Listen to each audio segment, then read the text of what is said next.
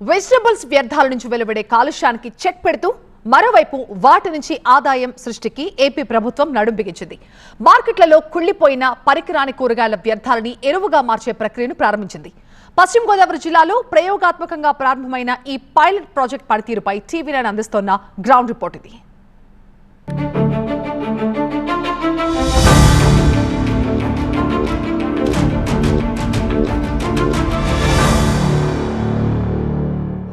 అర్థంగా మార్చడం, చెత్త నుండి సంపద తయారు చేయడం, దీనిపై ఎన్నో ప్రయోగాలు జరుగుతున్నాయి. అయితే తణుకు మున్సిపాలిటీలో అతి తక్కువ సమయంలోనే ఫ్లవర్, వెజిటబుల్, ఫ్రూట్ వేస్ట్ను ఎరువుగా మార్చే ప్రక్రియకు శ్రీకారం చుట్టారు. పైలట్ ప్రాజెక్టుగా తణుకులో ఈ ఎరువు తయారు చేసే ప్రక్రియ ప్రారంభమైంది. అయితే ఈ విధానం మున్సిపాలిటీలకు భారంగా మారుతుందా, లాభం చేకూరుతుందా? అసలు దీని సాధ్యాలేంటి ఈ స్టోరీలో చూద్దాం. పండ్లు, కూరగాయలు ఎక్కువ కాలం నిల్వ ఉండవు. కొంతకాలం గడిచిన తర్వాత కుళ్లిపోతూ ఉంటాయి. ఇలా పాడైపోయిన వెజిటబుల్స్ నుంచి దుర్గంధం వెలువడుతోంది. మార్కెట్ యార్డుల్లో ఈ పరిస్థితి మరీ ఘోరంగా ఉంటుంది. ఈ వ్యర్థాల్ని సేంద్రియ ఎరువుగా మార్చి విక్రయించేందుకు ఏపీ ప్రభుత్వం శ్రీకారం చుట్టింది. ఇందుకు పశ్చిమ గోదావరి జిల్లాలోని తణుకు మున్సిపాలిటీని పైలట్ ప్రాజెక్ట్ గా ఎంపిక చేసింది.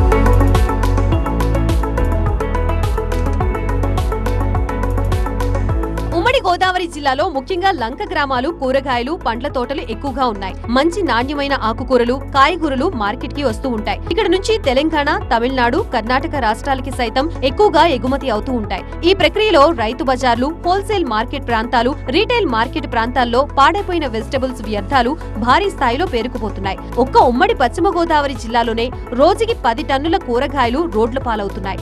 వీటి ప్రభావంతో పరిసరాల్లో వాయు కాలుష్యం ఏర్పడుతోంది. డంపింగ్ యార్డుకి తరలించినప్పటికీ అవి నేలలో కలిసిపోవడానికి నెలలు పడుతోంది. వింటర్లోనే, వర్షాకాలం అయితే ఎక్కువ కాలం ఉంటాయండి.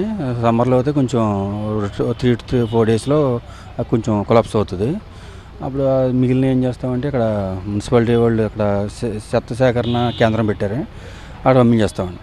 వాళ్ళు ఏం చేస్తారంటే దాన్ని మిషన్లో వేసి క్రష్ చేసి అది కంపోస్ట్ ఎరువు కింద మళ్ళీ దాన్ని రైతులకి యూజ్ ఇలాగా పంపిస్తూ ఉంటారు. మున్సిపాలిటీల్లో కూరగాయలు, పండ్లు, పూల వ్యర్థాల్ని ఎక్కడికక్కడే ఎరువుగా మార్చాలని ఏపీ ప్రభుత్వం భావిస్తోంది. ఈ ప్రాజెక్టు అమల్లో భాగంగా తణుకు మున్సిపాలిటీలో మైగ్రీన్ బిన్, భూ యంత్ర బిన్ అనే పద్ధతుల్లో వ్యర్థాల్ని సేంద్రియ ఎరువుగా కొన్ని రోజుల్లోనే మారుస్తున్నారు. పక్కనే ఉండడం వల్ల కంపోస్టింగ్ యూనిట్ వాళ్ళందరూ మాకు వేస్ట్ అయ్యే వెజిటబుల్స్ అన్ని పట్టుకొచ్చేస్తారు.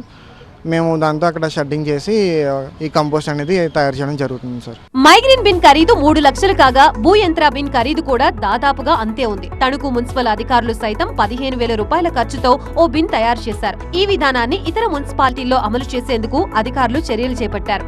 మైగ్రీన్ బిన్ లో 75 కిలోల వ్యర్థాల్ని 2 పొరలుగా నింపుతారు. ఈ పొరల మధ్య 5 కిలోల బయోకల్చర్ ని వేస్తారు. 30 రోజుల పాటు వ్యర్థాలు నింపుతారు. 31వ రోజు నుంచి ఇందులోంచి సేంద్రియ ద్రావణం సేకరించుకునే అవకాశం ఉంటుంది. 2 నెలలకి 2 టన్నుల ఎరువు, 300 లీటర్ల సేంద్రియ ద్రావణం వస్తుంది. సార్ చెప్పండి, ఈ ప్రాజెక్టు మీరు ఆల్రెడీ ఎంతకాలం అవుతుంది చేపట్టి, ఎలా ప్రాసెస్ చేస్తున్నారు? సార్ ఇది ప్రాజెక్టు సీఎం గారు వచ్చిన విజిట్లో భాగంగా స్వచ్ఛాంధ్ర స్వర్ణాంధ్ర భాగంగా ఈ యూనిట్ని సీఎం గారి చేతుల మీదుగా ఇనాగ్రేట్ చేయడం జరిగింది. దీని లక్ష్యం ఏంటంటే అండి, ఏదైతే ఎన్జిటి గైడ్లైన్స్ కానీ సాలిడ్ వేస్ట్ మేనేజ్మెంట్ రూల్స్ ప్రకారం కానీ ఏదైతే సాలిడ్ వేస్ట్ జనరేట్ అవుతుందో అది జనరేట్ అయిన దగ్గరే దాన్ని కంపోస్ట్ కింద కానీ వేరే సోర్సెస్ కింద రీప్రాసెసింగ్ చేసి రీసైక్లింగ్ చేసి యూస్ చేసుకోవాలనేది మెయిన్ లక్ష్యం. అందులో భాగంగా ఎక్కడైతే 100 kgs కంటే ఎక్కువ వెట్ వేస్ట్ జనరేట్ అవుతుందో అలాంటి ప్లేసుల్లో అన్ని ప్లేసుల్లో కూడా ఆన్సైట్ కంపోస్టింగ్ యూనిట్లు పెట్టాలనేది ఎన్జిటి డైరెక్షన్స్. అందులో భాగంగా ఇక్కడ ఈరోజు ఈ యూనిట్ ప్రారంభించడం జరిగింది. దాదాపుగా ఇక్కడ రోజు 1 టన్ను వ్యర్థాలు అయితే వస్తాయి. మంతకు వచ్చేటప్పటికి 2 టన్నులు కంపోస్ట్, అదేవిధంగా 1000 లీటర్స్ వరకు కూడా లీచిట్ని కలెక్ట్ చేయడం జరుగుతుంది. వీటిని ప్రస్తుతం మేము మా మున్సిపాలిటీ పరిధిలో ఏవైతే పార్కులు, డివైడర్లో ఉన్న ప్లాంటేషన్ ఏవైతే మేము ప్లాంటేషన్ చేస్తామో వాటికి యూజ్ చేసుకుంటున్నాము. అదేవిధంగా ప్రజలకు కూడా అందుబాటులో పెడతాము. భూయంత్ర బిన్ లో ముందే మదర్ కల్చర్ ఉంటుంది. రోజుకి 100 కిలోల కూరగాయల వ్యర్థాలు వేయాల్సి ఉంటుంది. అంతేకాదు బ్యాక్టీరియా పౌడర్, రంపపు పొట్టుని కూడా కలపాల్సి ఉంటుంది. ఈ యంత్రం నుంచి 17వ రోజుల నుంచి ఎరువుని తీసుకునే వెసులుబాటు ఉంది. ఈ విధంగా నెలకి 1000 కిలోల ఎరువు, 200 లీటర్ల సేంద్రియ ద్రావణం పొందే వీలుంది. ఈ 3 పద్ధతుల్లో సేకరించిన ఎరువు, సేంద్రియ ద్రావణం విక్రయించి నెలకి 60,000 రూపాయల ఆదాయం పొందే వీలుంది. ప్రస్తుతం మున్సిపాలిటీలే ఈ సేంద్రియ ఉత్పత్తుల్ని కొంటున్నాయి. వ్యవసాయదారులకి కూడా ఈ సేంద్రియ ఎరువుల్ని వాడితే ఇది ఒక పరిశ్రమగా రూపుదిద్దుకునే అవకాశం ఉంది అంటున్నారు నిపుణులు.